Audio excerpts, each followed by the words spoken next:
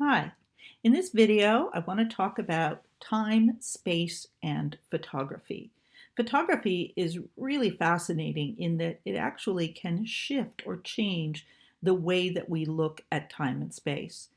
Many people throughout the history of photography, have thought that photography was very literal, that is, very literal and objective. It only revealed exactly what we could see with our eyes.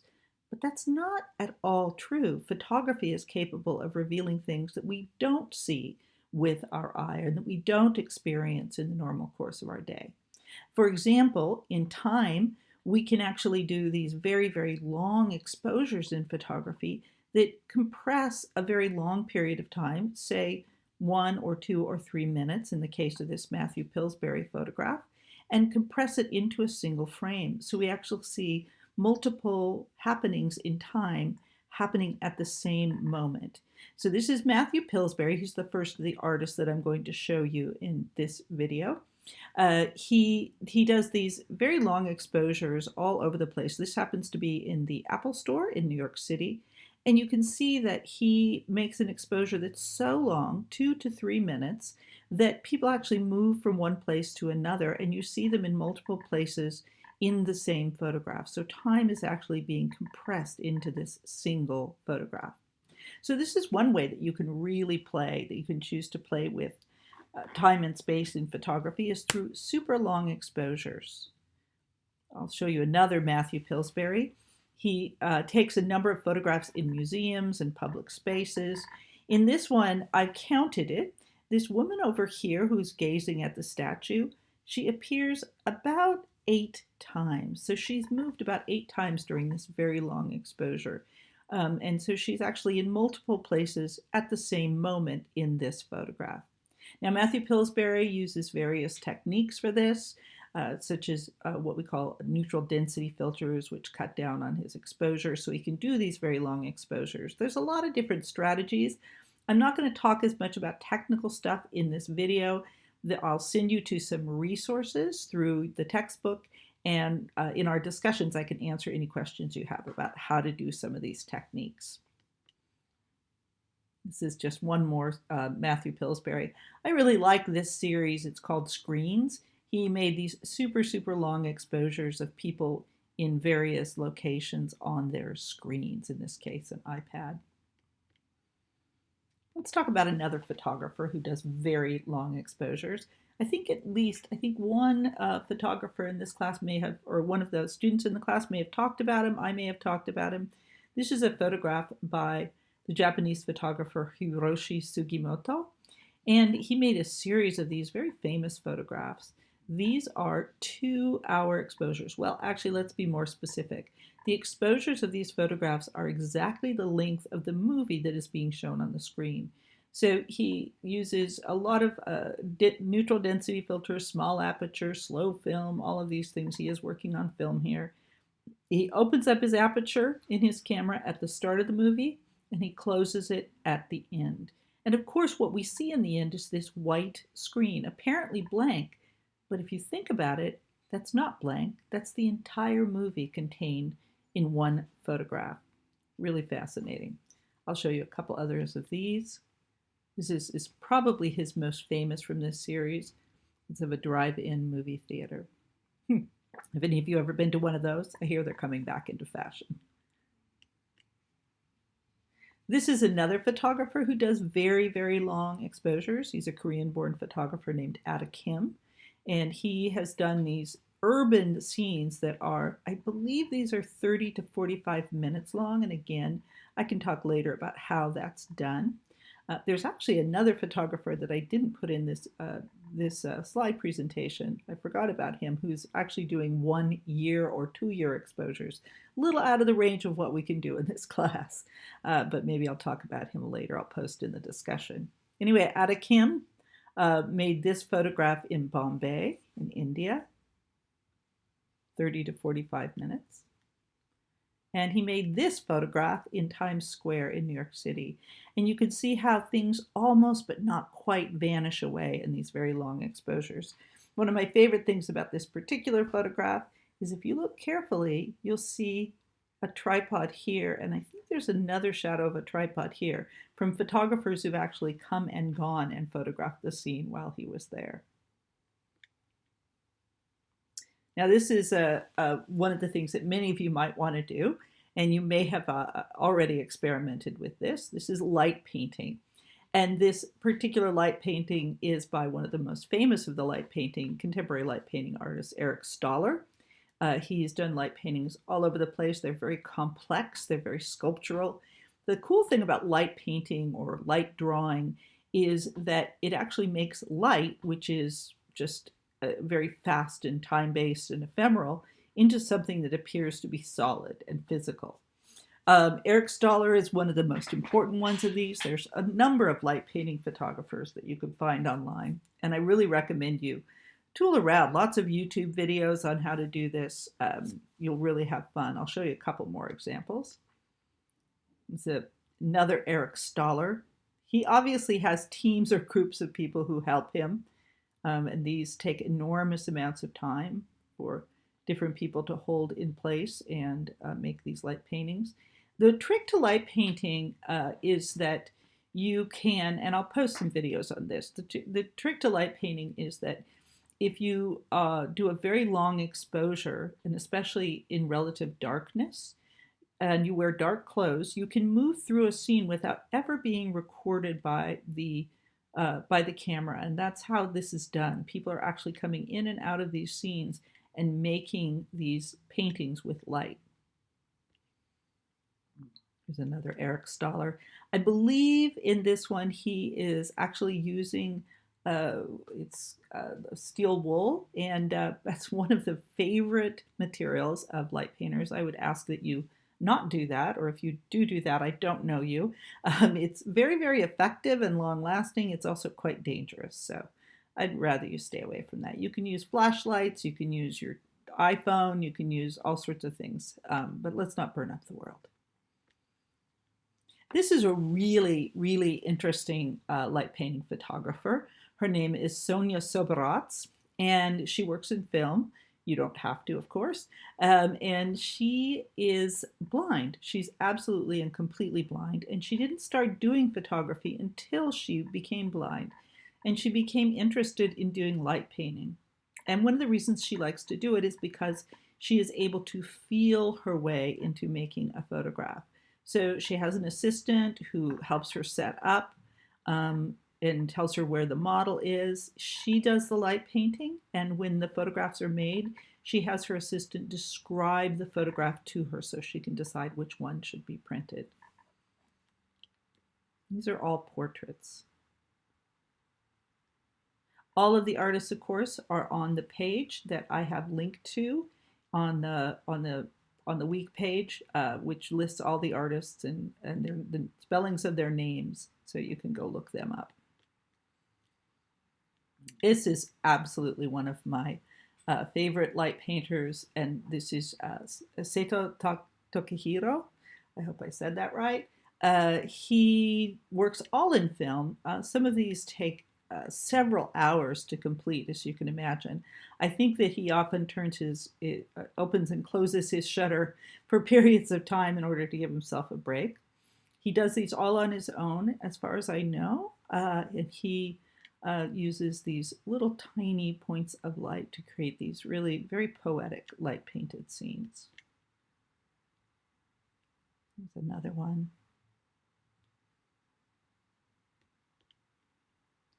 And another one that I really love. All of his work is in black and white. You can find a lot of color light painting as well if you go online. Go ahead and take a look. This is a really fun and easy technique to get started with. Hard to do really, really well, but really fun. So the next section I'm talking about is projections, or using projected images in photography. In other words, projecting an image from one source and photographing it with another source. The first of these is very conceptual. This is an artist, Szymon Atti, who traveled to Poland, and he found locations. He had looked up these archived photos of Jewish ghettos, which no longer exist in Poland. and or Jewish neighborhoods, excuse me.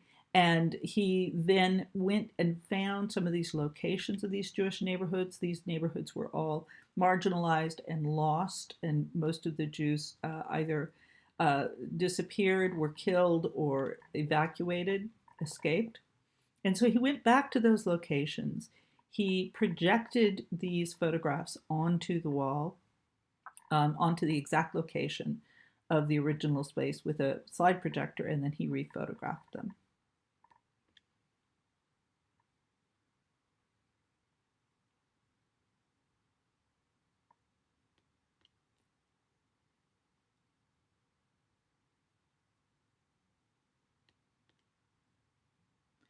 On a lighter note, these are photographs by Abelardo Morel, who we've looked at already in class, hopefully you remember. He turns rooms in various locations into giant camera obscuras, and then he sets up a second camera inside the room and photographs the projection. This one was taken in Italy. This one is taken in New York City, and in this case, he actually did use a prism to rotate the image and correct it so that we're looking at it right side up. I kind of prefer the ones where everything is upside down, but they're all really dramatic. So this is not a projection from a slide projector. This is a projection of what is outside the room by using a camera obscura effect. And one last one, a little upside down New York landscape. I have, by the way, had students do this. I don't have any examples in the current student slideshow, unfortunately. I have to dig back in my files, but I've had one or two students actually darken their room, and this might be a good time to play with this, and made a photograph of what was outside of their room. Double exposures. These happen to be on film. This is by Tierney Guerin. But you can actually do these multiple exposures. Most cameras have a multiple exposure feature in the camera, so you can shoot several photos, one on top of the other. Some of the other ones have ways of actually, it's called multi-image, where you can put any 2 or 3 or 4 images on your camera together. So these are a way to play. You can do this, of course, with film. It's a little bit trickier. You need to send the film out and get it scanned. Not something that you might be able to accomplish right now, but you're welcome if you figure out a way to do that. That's fine. But these are, Tierney Guerin actually was a fashion photographer. She accidentally double exposed a roll of film, and she ended up with these very strange juxtapositions. And then she started doing it quite deliberately. So she shoots a whole roll of film. She doesn't pay too close attention to what she's photographing. She just makes photographs she likes. And then when she develops the film, she just picks out the 1 or 2 photos per roll that are intriguing and interesting and successful. And this is actually from one of her fashion shoots where she accidentally double exposed. Happy accidents. Rephotography is another way of combining photographs and exploring time and space. In this case, time exploring the same space over a long period of time. Mark Klett and Byron Wolfe are the most famous of the rephotographers, and they will take famous photographs, in this case photographs by the 19th century landscape photographer Byron Wolfe, and then they go out to, they locate exactly where, oh, sorry, I totally screwed up. I meant Carlton Watkins. Byron Wolfe is the photographer. I'm not going to redo that. And they go back to that landscape, they rephotograph, they find exactly where that photographer was, and they retake it and they meld them together. This is from a Timothy O'Sullivan photograph, very famous 19th century landscape photographer, and down in Arizona. They often also use old postcards. These are some of my favorites, where they bring together a number of old 19th century postcards, rephotograph this. This is, of course, in the Grand Canyon. My favorite of all of the postcard images, you can see this wonderful fellow leaping over the space. in the Grand Canyon, and they've rephotographed it in the contemporary and laid the old one over it. Okay, a couple more interesting ways to go, and then we'll go on to something different. This is, oh shoot, now Thomas Kellner, Thomas Kellner. He does shoot in film. I've had some students play with this in digital. It's totally possible. He does contact sheet collages, basically. He shoots in camera, mostly architectural, and he shoots the entire scene, but he actually turns and twists his camera very carefully so that when he puts them all together and photographs them together, you see this kind of chaotic, crazy, cubist version of the original scene. In this case, the Capitol building, which might be appropriate.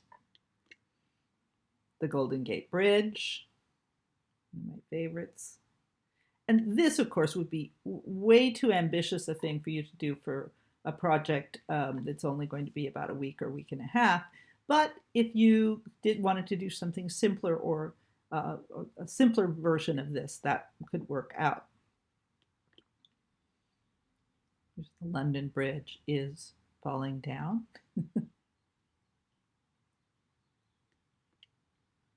Now, this is David Hockney. He's a very famous collage artist. He actually is mostly a painter these days, but he did a series of pieces back in the, I believe it was in the 80s, 70s and 80s called The Joiners, for which he's still very famous. And this is him putting together these very large and imaginative photo collages. And I'll show you these. So these are all made up. This is a street scene, I believe, in France, and it's all made up of small individual photographs that were taken with a simple point and shoot camera. And then they are actually physically collaged together. I've had a few students actually do these. I'll show you some simpler ones too. This is done in a grid format. It's of a pool. So Hockney is really interested in manipulating the way that space is viewed and the way that spatial objects are seen all at once. And here's, well, it appears to be simpler. Here's one that he did, a self-portrait with fewer photographs. And again, I've had a number of students actually play with this process. You need to send out for some photographs that you could get from a large photo processor. You could get those in the mail very possibly, 4x6 photos, or you could do it if you have a printer at home. You could print them out and work that way. Another artist who cuts things up and puts them together is a very famous artist and photographer, Din Culé.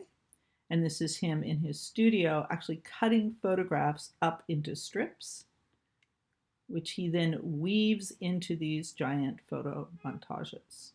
So these are all physically woven together. He's a Vietnamese born. He lives between Vietnam and New York City. And his work is all about the Vietnam War and the relationship between the United States and Vietnam during that time. He combines found images along with famous images. This one actually is the very famous photograph by the photojournalist of the napalm bomb, the child running from the napalm bomb, coupled with all of this American junk food that came to Vietnam after the war. And just a couple more, because I'm running out of time. I want to keep this to 20 minutes.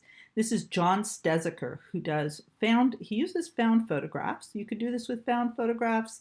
You could do this with taking photographs, which I'll show you in the student examples. And his collages are very, very simple. There's always just two. And they have these very interesting juxtapositions. Sometimes two faces, in this case, a landscape. They're really, he's one of my big favorites. And that is it. Squeezing it in under 20 minutes. So take a break, come back, and take a look at the video that shows some student projects from past classes.